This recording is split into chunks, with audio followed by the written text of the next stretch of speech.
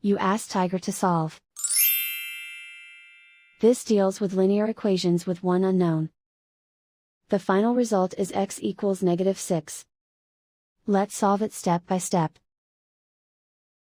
Group all x terms on the left side of the equation. Add 8x to both sides. Group like terms. Simplify the arithmetic. Group like terms.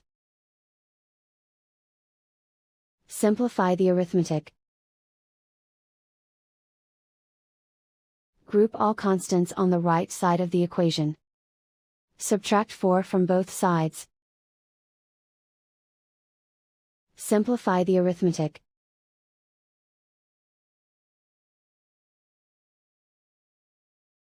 Isolate the x. Divide both sides by 5. Simplify the fraction.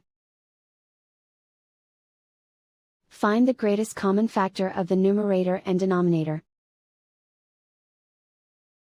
Factor out and cancel the greatest common factor. And so the final result is x equals -6.